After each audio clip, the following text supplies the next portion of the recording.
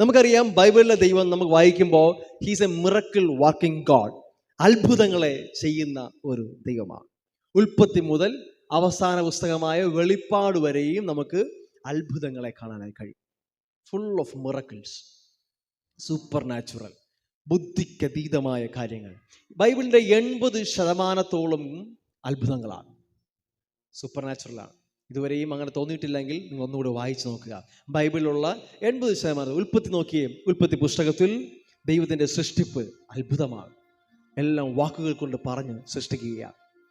ബൈബിളിലുള്ള അത്ഭുതങ്ങൾ നിങ്ങൾ വിശ്വസിക്കുന്നില്ലെങ്കിൽ, അല്ലെങ്കിൽ പലർക്കും ഇങ്ങനെയാണ്, ബൈബിളിലുള്ള അത്ഭുതങ്ങൾക്ക് ഓക്കെയാണ്, 2000 വർഷം മുമ്പ് യേശു ചെയ്ത അത്ഭുതങ്ങളും ഓക്കെയാണ്, പക്ഷെ ആ ദൈവം ഇന്ന് അത്ഭുതങ്ങളെ ചെയ്യുമെന്ന് വിശ്വസിക്കാൻ പലർക്കും ബുദ്ധിമുട്ടാണ്. പലരും പള്ളിയിൽ പോകുമ്പോൾ ഒന്നും എക്സ്പെക്ട് ചെയ്യാതെയാണ് കടന്നു ചെല്ലുന്നത്. കാരണം അവർക്ക് ഒരു പ്രതീക്ഷയുമില്ല. അവരെല്ലാം ബൈബിളിലുള്ള ഓരോ ഇൻസിഡൻസും സ്റ്റോറീസ് പോലെയാണ് പഠിച്ചു വച്ചിരിക്കുന്നത്, കഥകൾ പോലെയാണ്. യേശു അന്ന് ചെയ്തു, ദൈവം അങ്ങനെ ചെയ്തു, ശരിയാ, അങ്ങനെ കുറെ കഥകൾ അറിയാം. പക്ഷേ ആ ദൈവം ഇന്നും മാറ്റമില്ലാത്തവനാണെന്നും ഇന്നും അത്ഭുതങ്ങളെ ചെയ്യുന്നവനാണെന്നും അങ്ങോട്ട് വിശ്വസിക്കാൻ ഇച്ചിരി ബുദ്ധിമുട്ടാണ്. ചിലരും ചോദിക്കാറുണ്ട്, അത്ഭുതങ്ങൾ ഇന്നും സംഭവിക്കുമോ? അത്ഭുതങ്ങളുടെ കാലം കഴിഞ്ഞില്ലേ? ഞാൻ നിങ്ങളോട് പറയട്ടെ, കാലം ഏതായിക്കോട്ടെ, ഈ അത്ഭുതങ്ങളെ ചെയ്യുന്ന ദൈവത്തിന് മാറ്റമില്ല. ഹല്ലേലൂയ. അത്ഭുതങ്ങൾ കഴിഞ്ഞോ എന്ന ചോദ്യത്തിന് പ്രസക്തിയില്ല. കാരണം അത്ഭുതങ്ങളെ ചെയ്യുന്ന ദൈവം അവൻ ഇന്നലെയും എന്നും എന്നേക്കും മാറ്റമില്ലാത്തവനാണ്. അത് ഏത് കാലഘട്ടത്തിലും അവൻ്റെ സ്വഭാവം തന്നെ അത്ഭുതങ്ങളെ ചെയ്യുന്ന ദൈവമെന്നാണ്. ഹല്ലേലൂയ.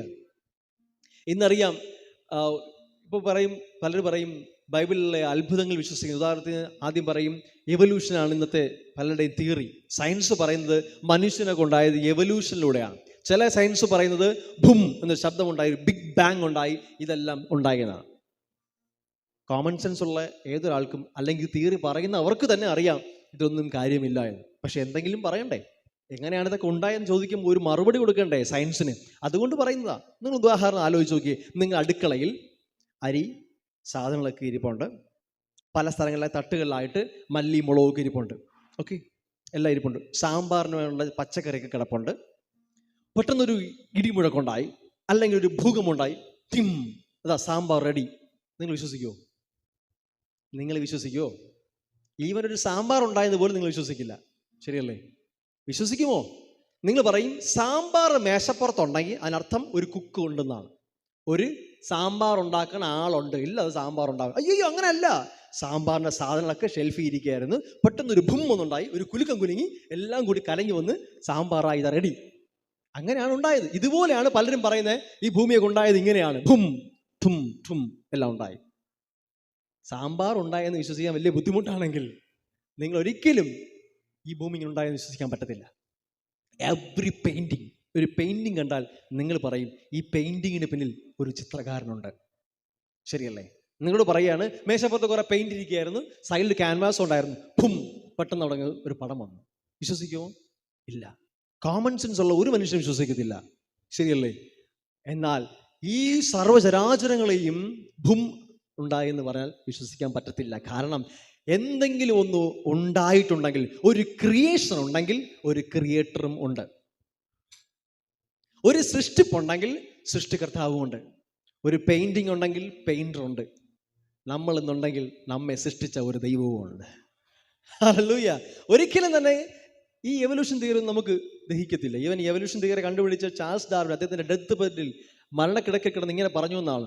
അദ്ദേഹം പറഞ്ഞു, ഞാൻ കണ്ടുപിടിച്ച എല്ലാ സിദ്ധാന്തങ്ങളും തെറ്റായിരുന്നു അദ്ദേഹം പറഞ്ഞു എന്നാണ് പറഞ്ഞ് കേട്ടുള്ളത്. അതെന്ത് തന്നെ ആയിക്കോട്ടെ, പക്ഷേ ബൈബിളിലെ ഉൽപ്പത്തി പുസ്തകത്തിൽ ക്രിയേഷൻ നമുക്ക് കാണാൻ പറ്റും. അതിനുശേഷം നോഹയുടെ കാലത്തുള്ള ജലപ്രളയം കാണാൻ പറ്റും. അത് കഴിഞ്ഞ് ബാബേൽ ഗോപുരത്തിൻ്റെ തകർച്ച കാണാൻ പറ്റും. അതിനുശേഷം ദൈവം അബ്രഹാമിനോട് സംസാരിക്കുന്ന കാണാൻ പറ്റും. ഇതെല്ലാം അത്ഭുതങ്ങളാണ്. ദൈവം ഉണ്ടോ? ദൈവം അബ്രഹാമിനോട് സംസാരിക്കുമോ? ദൈവം അബ്രഹാമിനോട് സംസാരിച്ചിട്ടില്ല എങ്കിൽ അബ്രഹാമിന് വാർദ്ധക്യത്തിൽ ഒരു കുഞ്ഞുണ്ടായിട്ടില്ല. അങ്ങനെ ഉണ്ടായിട്ടില്ലെങ്കിൽ, യാക്കോബ് ജനിച്ചിട്ടില്ലെങ്കിൽ 12 ഗോത്രങ്ങൾ ഉണ്ടായിട്ടില്ല. 12 ഗോത്രങ്ങൾ ഉണ്ടായിട്ടില്ലെങ്കിൽ യഹൂദ ഗോത്രമില്ല. യഹൂദ ഗോത്രമില്ലെങ്കിൽ യഹൂദ ഗോത്രത്തിൽ പിറന്ന യേശുവുമില്ല. ബൈബിളിലുള്ള അത്ഭുതങ്ങളൊക്കെ മാറ്റി നിർത്തിയാൽ പിന്നെ ബൈബിൾ ആകെ ഇച്ചിരിയേ കാണൂ, അതൊരു ചരിത്ര പുസ്തകം മാത്രമാണ്. പക്ഷെ എൻ്റെ കർത്താവിൻ്റെ വചനം, ഈ ബൈബിൾ അങ്ങനെയല്ല. അത് ജീവിക്കുന്ന പുസ്തകവും ജീവനുള്ള പുസ്തകവുമാണ്. ഹല്ലേലൂയ. ഇന്ന് അതിനെക്കുറിച്ച് നമ്മൾ ഡീറ്റെയിൽ ആയിട്ട് ചിന്തിക്കാനായിട്ട് പോവാം. നമ്മൾ കേട്ടിട്ടുണ്ട്, റെഡ് സീ, ചെങ്കടലിനൊക്കെ പാർട്ട് ചെയ്തു, രണ്ടായി വിഘടിപ്പിച്ചു എന്ന് സയൻസ് അതിൻ്റെ തെളിവ് കൊണ്ടുവന്നുകൊണ്ടിരിക്കുക. അതെങ്ങനെയാണ് സംഭവിച്ചതെന്നൊക്കെ നമുക്ക് തെളിവൊന്നും വേണ്ട. We believe. യേശു പറഞ്ഞ പോലെ തോമാസോട് പറഞ്ഞു, തോമാസേ, നീ എൻ്റെ വിലാപ്പുറത്ത് കൈയിട്ടത് കൊണ്ട് വിശ്വസിച്ചു, എന്നാൽ കാണാതെ വിശ്വസിച്ചവർ ഭാഗ്യവാന്മാർ. We are the blessed generation. നമ്മൾ ആ അനുഗ്രഹിക്കപ്പെട്ട തലമുറയാണ്. നമുക്ക് ഇതൊന്നും വേണമെന്നില്ല വിശ്വസിക്കുവാൻ. പക്ഷേ ഇത് ചോദിക്കുന്നവരോട് മറുപടി പറയാൻ നിങ്ങൾ പ്രാപ്തരായിരിക്കണം. ഒത്തിരി പേർ ഇന്ന് ചോദിക്കും, നിങ്ങളുടെ ദൈവം അങ്ങനെയല്ലേ ഇങ്ങനെയല്ലേ, അവരോട് പറയാൻ നിങ്ങൾ പ്രാപ്തരായിരിക്കണം. ഈ മെസ്സേജ്, ഇന്നത്തെ മെസ്സേജ് അങ്ങനെ പ്രാപ്തരാക്കാൻ വേണ്ടിയുള്ള മെസ്സേജാണ്.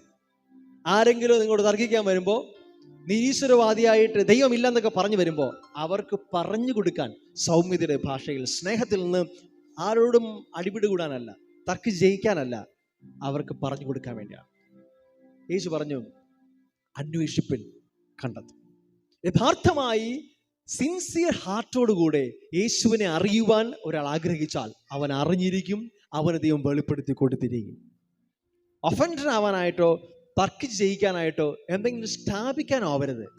ഹൃദയം തുറന്ന് യഥാർത്ഥമായ ആഗ്രഹത്തോടുകൂടി വചനം വായിക്കുന്ന, അല്ലെങ്കിൽ അന്വേഷിച്ചിറങ്ങുന്ന ഏതൊരു വ്യക്തിയും യേശുവിനെ കണ്ടിരിക്കും. ഹല്ലേലൂയ. പുതുനിയമ പുസ്തകത്തിൽ അത്ഭുതങ്ങളുടെയും നിരയാണ്. പഴയ നിയമത്തിൽ അതുപോലെ തന്നെ. പുതുനിയമത്തിൽ യേശു കന്യകയിൽ നിന്ന് ജനിച്ചു, ഏറ്റവും വലിയ മിറക്കിളാണ്. യേശു കന്യകയിൽ ജനിച്ചിട്ടല്ല എങ്കിൽ യേശു വെറും ഒരു സാധാരണ മനുഷ്യനാണ്, സാധാരണ മനുഷ്യൻ നമ്മെ പോലെ. പക്ഷേ ഇന്ന് പലരും പല അത്ഭുതങ്ങളിലും വിശ്വസിക്കുന്നില്ല. ഭൂതങ്ങളെ പുറത്താക്കുന്നതിൽ വിശ്വസിക്കുന്നില്ല. ലിറ്ററലി യേശു ഭൂതങ്ങളെ പുറത്താക്കി. യേശു രൂപാന്തരപ്പെട്ടു, ട്രാൻസ്ഫിഗറേഷൻ, ശരിയല്ലേ? അൾട്ടിമേറ്റ്ലി ഹി റോസൻ, അവൻ ഉയർത്തെഴുന്നേറ്റു. യേശു ഉയർത്തെഴുന്നേറ്റില്ല എങ്കിൽ നമ്മുടെ വിശ്വാസം വ്യർത്ഥം എന്നാണ് വചനം പഠിപ്പിക്കുന്നത്. നമ്മുടെ വിശ്വാസത്തിന്റെ അടിസ്ഥാനം തന്നെ യേശുവിൻ്റെ ഉയർപ്പാണ്. പെന്തക്കോസ്ത് ദിനമില്ലെങ്കിൽ പരിശുദ്ധാത്മാവില്ല, പരിശുദ്ധാത്മാവില്ലെങ്കിൽ ഇന്ന് അത്ഭുതങ്ങളുമില്ല. അപ്പൊ ഞാൻ പറഞ്ഞു വന്നത്, ബൈബിളിലുള്ള അത്ഭുതങ്ങളെ മാറ്റിവെച്ചാൽ ഒരു കുഞ്ഞു പുസ്തകം മാത്രമാണത്. അത് എന്താ പറയുക, ചരിത്ര പുസ്തകം, വെറും ഒരു ചരിത്ര പുസ്തകമായി മാറും. ഒരു പുരാതന ഗ്രന്ഥവും, ശ്രദ്ധിച്ചു കേൾക്ക് ഇനി മുതൽ, ഒരു പുരാതന ഗ്രന്ഥവും ബൈബിളിനെ പോലെ ഓതന്റിക് ആയിട്ടുള്ള, ഓതന്റിസിറ്റിയുടെ കാര്യത്തിൽ ബൈബിളിനെ പോലെ ഇത്രയും ഓതന്റിക് ആയിട്ടുള്ള ഒരു പുസ്തകം ലോകത്തിലില്ല. ഇത്രയധികം സ്ക്രൂട്ടിനൈസ് ചെയ്യപ്പെട്ട പുസ്തകവും ലോകത്തിലില്ല. ഇത്രയധികം ആളുകൾ ഗവേഷണം നടത്തുകയും തെറ്റം തെളിയിക്കുവാനായിട്ട് ശ്രമിക്കുകയും ചെയ്ത വേറൊരു പുസ്തകവും ലോകത്തിലില്ല. അത് ഒരേ ഒരു പുസ്തകമാണ്, ഈ ബൈബിൾ മാത്രമാണ്. ഹല്ലേലൂയ. ഈ ബൈബിളിന്റെ 5800-ലധികം, ശ്രദ്ധിച്ചു കേൾക്ക്, 5800-ലധികം ഗ്രീക്ക് മാനുസ്ക്രിപ്റ്റ്സ് ഇന്ന് അവൈലബിൾ ആണ്. 5800-ലധികം കൈയെഴുത്തു പ്രതികൾ. വേറെ ഒരു ബുക്കിനും ലോകത്ത് ക്ലെയിം ചെയ്യാൻ കഴിയത്തില്ല അത്രയും.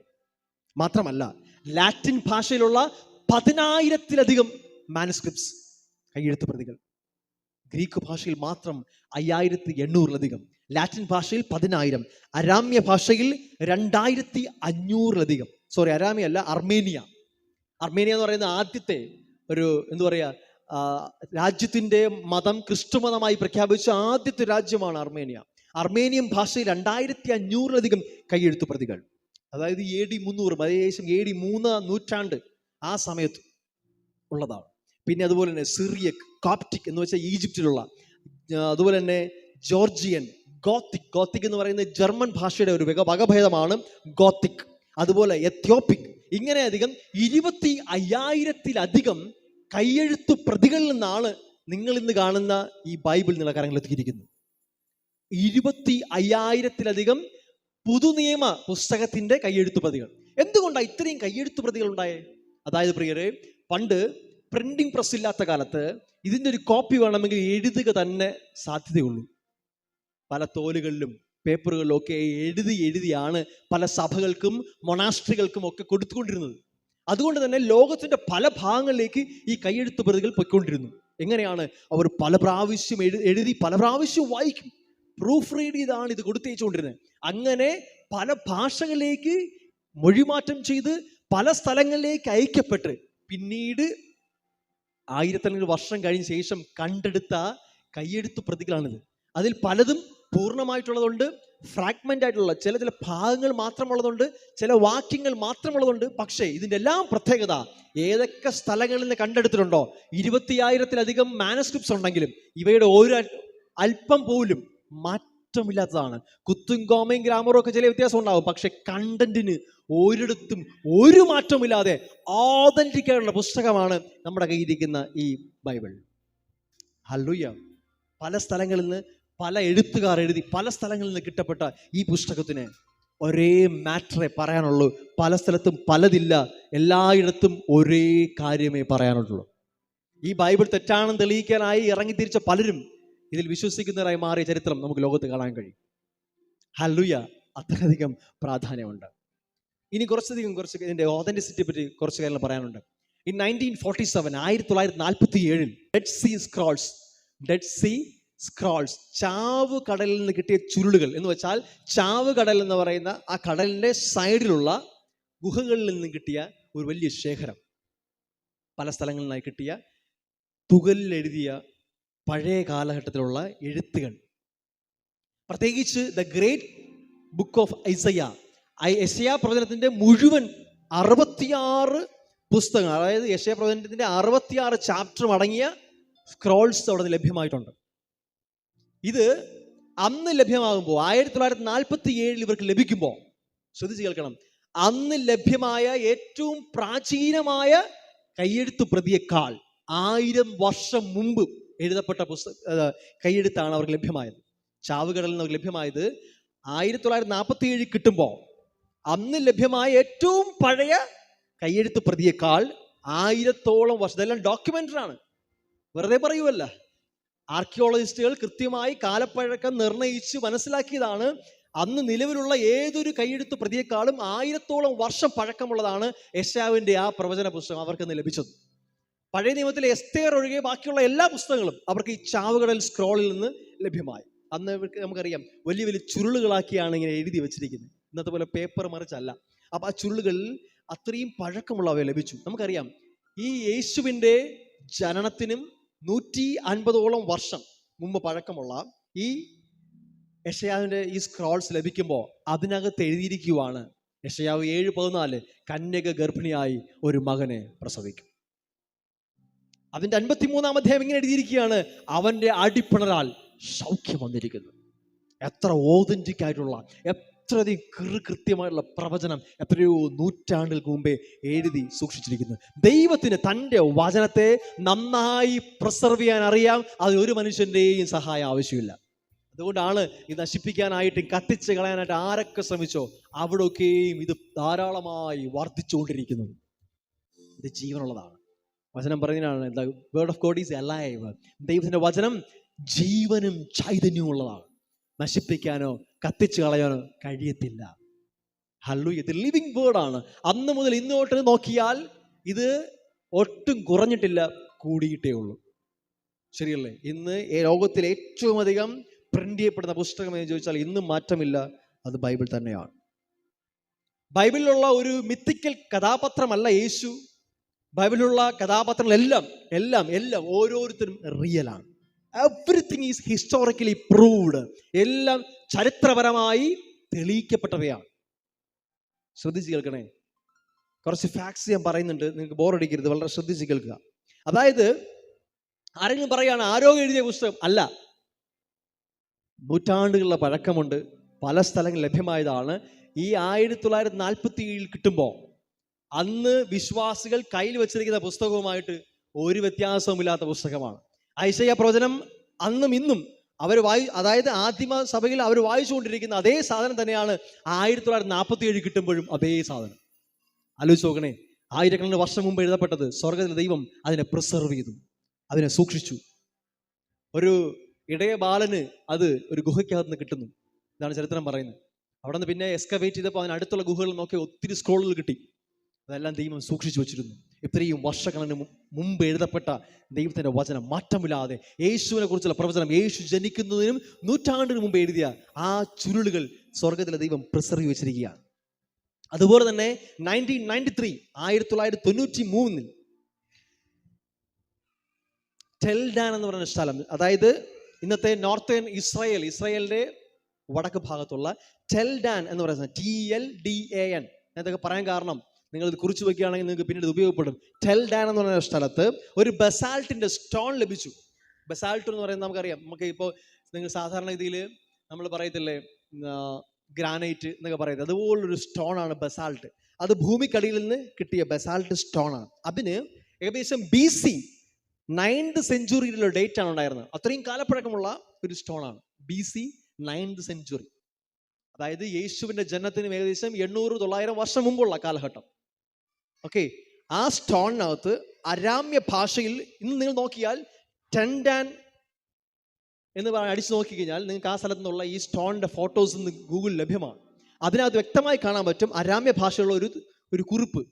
അതിൽ ലാസ്റ്റ് എഴുതിയിട്ടുണ്ട് ദ ഹൗസ് ഓഫ് ഡേവിഡ്. അതായത് പലരും പറയുന്നു ദാവീദ് എന്ന് പറയുന്നത് ബൈബിളിലെ ഒരു വെറും മിത്തിക്കൽ കഥാപാത്രമാണ്, അങ്ങ് ഒരു രാജാവ് ഇല്ലായിരുന്നു പറയുമ്പോൾ ഇതാ ആർക്കിയോളജിക്കലി പ്രൂവ്ഡ് ആയിരിക്കുന്നു ദാവീദിന്റെ ഭവനത്തെ കുറിച്ച് വ്യക്തമായി ബൈബിളിൽ നല്ലാത്തൊരു പരാമർശം എഴുതപ്പെട്ടിരിക്കുകയാണ് ഈ ടെൽഡാൻ എന്ന് പറയുന്ന ഈ സ്ഥലത്ത് നിന്ന് കിട്ടിയ ആ കല്ലിൽ കൊത്തിവെച്ചിരിക്കുക.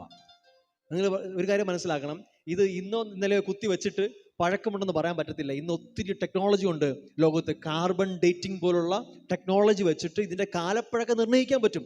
വളരെ വ്യക്തമായി അവര് ഇതെല്ലാം ശ്രദ്ധിച്ച് നോക്കിയിട്ട് ഇന്ന് ഹിസ്റ്റോറിക്കലി ഡോക്യുമെന്റലി പ്രൂവൻ ആണ് ബൈബിളിൽ അല്ലാതെ മറ്റു സ്ഥലങ്ങളിലും ദാവീദിനെ കുറിച്ചുള്ള പരാമർശം ഉണ്ടായിരുന്നു.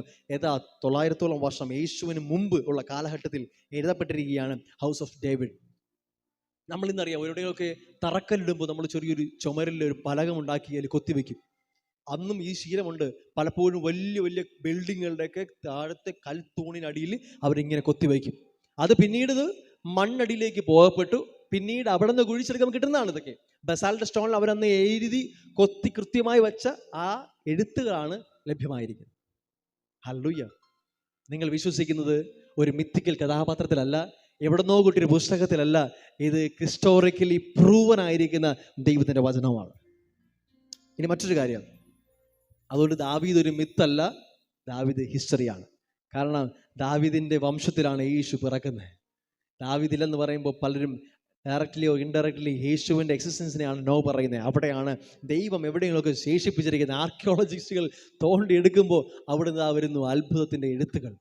അടുത്തൊരു സ്ഥലം 1961 ലഭിച്ചതാണ്. നോക്കണേ, ഇതൊക്കെ വർഷം ഒരുപാടൊന്നും ആയിട്ടില്ല, ഒരു 50-60 വർഷമായിട്ടുള്ളൂ. 1961 ഇന്നും കിട്ടിക്കൊണ്ടിരിക്കുക. 1961 കിട്ടിയ പന്തിയോസ് പിലാത്തോസ് എൻ്റെ ഒരു കല്ല് സ്റ്റോൺ. നമ്മളിന്നറിയാം, ഇന്ന് വർഷങ്ങൾക്ക് ശേഷം നമുക്ക് ഇവിടെ നിന്ന് കിട്ടുന്ന കല്ലുകൾ എഴുതിയിരിക്കുന്നത് ഉമ്മൻചാണ്ടി എന്നോ പിണറായി വിജയൻ എന്നൊക്കെ ആയിരിക്കും. കാര്യം എന്താ, അവരൊക്കെ ഇന്ന് പല ഉദ്ഘാടനം നടത്തിയിട്ടുണ്ട്, പലയിടത്തും അവരുടെ പേരുകൾ കൊത്തി വെച്ചിട്ടുണ്ട്. ഇത് നൂറ്റാണ്ടുകൾ 100-200 വർഷം കഴിഞ്ഞാൽ ഇത് കല്ലടി മണ്ണിടി കിടന്നാൽ ഈ സ്റ്റോണൊക്കെ പൊക്കിയെടുക്കുമ്പോൾ ആ കൊത്ത് കൃത്യമായി കാണാൻ പറ്റും. ശരിയല്ലേ? ഇൻസ്ക്രിപ്ഷൻസ് അങ്ങനെയാണ്, കൊത്തി വെച്ചിരിക്കുന്നത് കാണാൻ പറ്റും. ഇത് 1961 കിട്ടുകയാണ്. അവിടെ ഇരിക്കുകയാണ് പന്തിയോസ് പിലാത്ത്. എന്താ പ്രത്യേകം അറിയാവോ?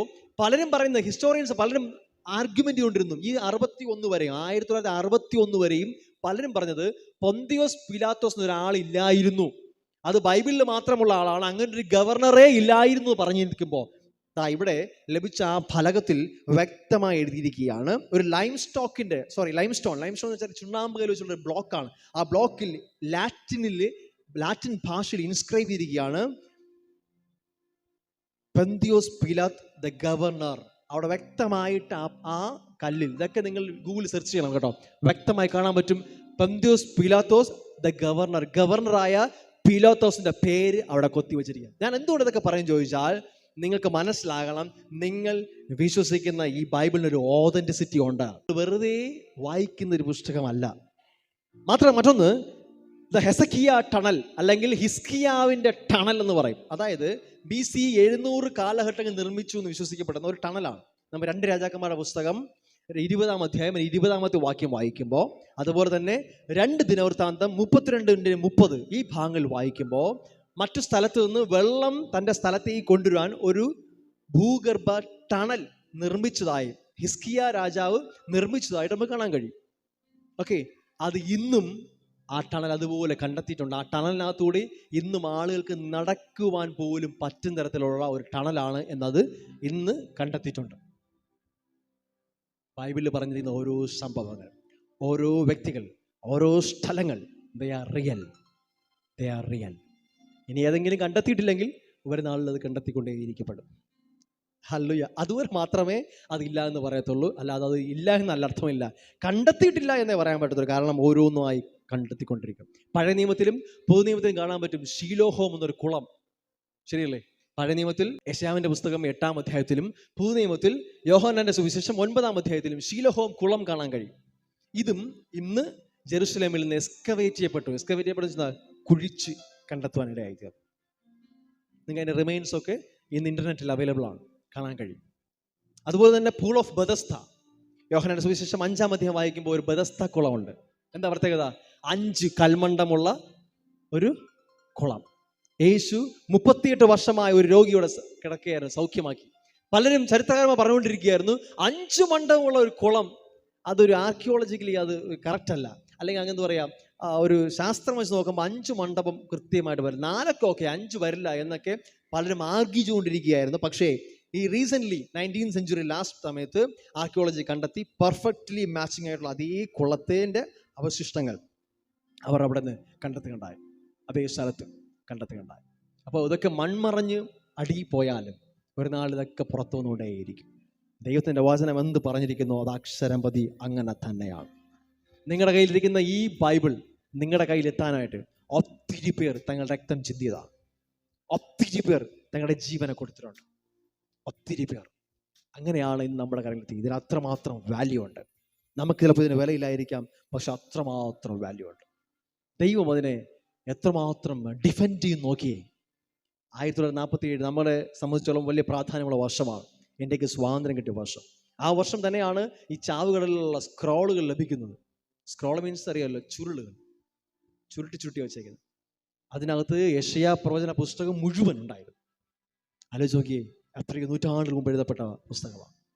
അത് യേശുവിൽ കംപ്ലീറ്റ്ലി ഫുൾഫില്ലായ എല്ലാ പ്രവചനങ്ങളുമാണ്. ആർക്കെങ്കിലും മറുത്തു പറയാൻ കഴിയുമോ? നോ പറയാൻ കഴിയുമോ?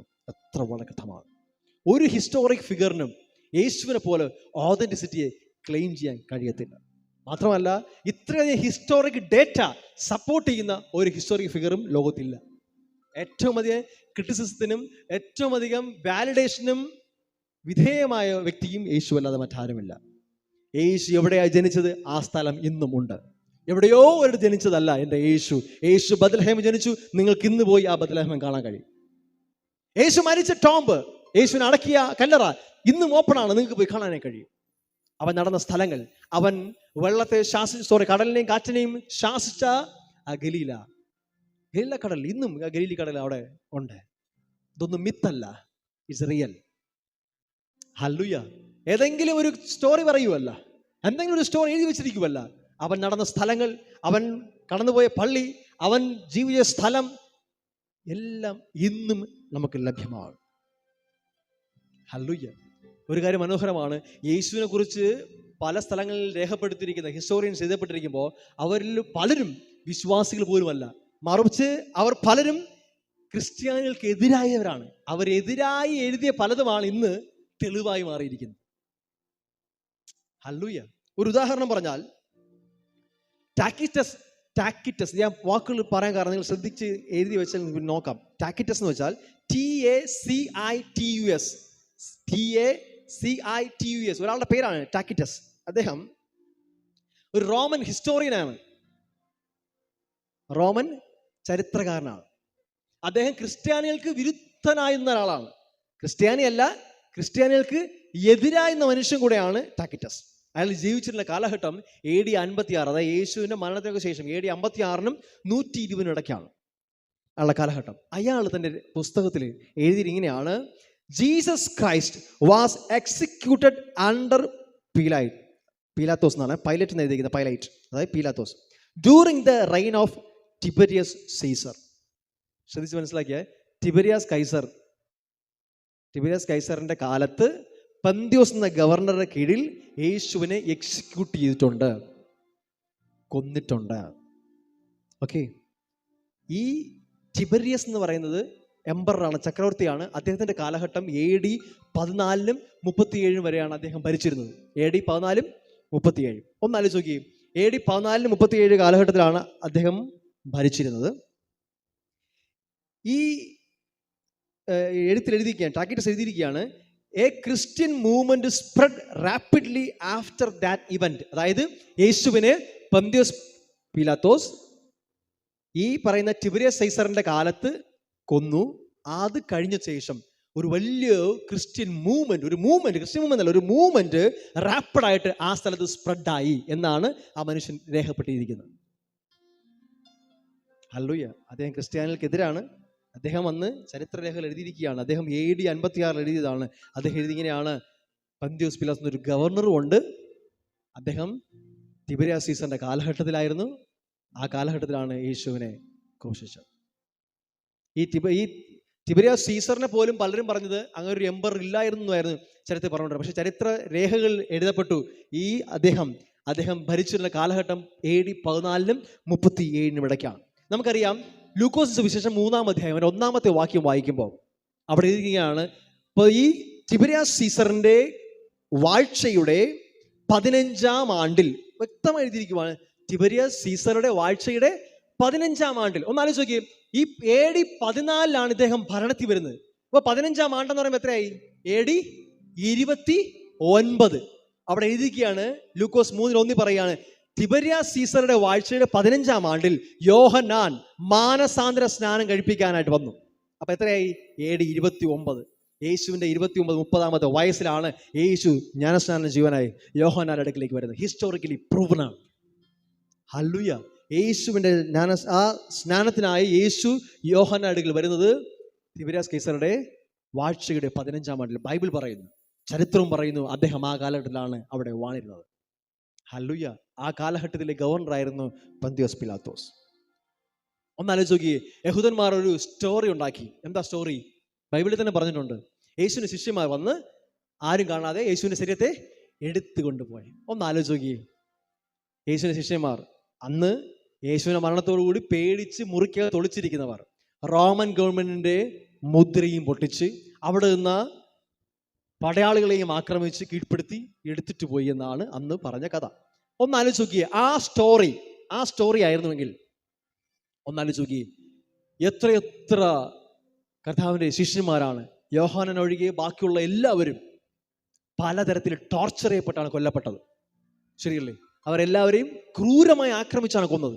പത്രോസിനെ തലകീഴായി ക്രൂശിച്ചു, പൗലോസിനെയൊക്കെ തല വെട്ടിക്കളഞ്ഞു. അങ്ങനെ ഒരു കള്ള സ്റ്റോറി ആണെങ്കിൽ ഒരാളെ കൊല്ലുമ്പോൾ നോക്കിയിരുന്ന മറ്റാൾ പറയത്തില്ലേ, അയ്യോ ഞങ്ങളെ കൊല്ലല്ലേ, ഇത് വെറും കള്ളമായിരുന്നേ, ഞങ്ങൾ മോഷ്ടിച്ചുകൊണ്ട് പോയതാണേ. പകരം എന്നെ ഇങ്ങനെയല്ല ക്രൂശിക്കേണ്ടത്, യേശുവിന് എങ്ങനെയാണ് എന്നെ തലകീഴായി ക്രൂശിക്കുന്നത് പറഞ്ഞപ്പോൾ ധൈര്യത്തോടെ പോയി നിന്നെങ്കിൽ, അതിന്റെ പിന്നിൽ ഒരു ചങ്കുറ്റം ഉണ്ടായിട്ടുണ്ടെങ്കിൽ, അതുവരെ പേടിച്ചിരുന്നവർ പിറ്റേ ദിവസം ധൈര്യത്തോടെ ഇറങ്ങിയെന്ന് യേശുവിനെ പ്രസംഗിച്ചെങ്കിൽ അതിലൊരു കാര്യമില്ലേ? ഏത് മണ്ടന്മാർ വിശ്വസിക്കും ഈ സ്റ്റോറി യേശുവിനെ എടുത്തുകൊണ്ട് പോയതാണെന്ന്? പ്രിയരെ, ഏതെങ്കിലും കള്ളത്തിന് വേണ്ടി ആരെങ്കിലും ജീവൻ കൊടുക്കുമോ? ഏതെങ്കിലും ഒരു കള്ളത്തിന് വേണ്ടി ജീവൻ കൊടുക്കുമോ?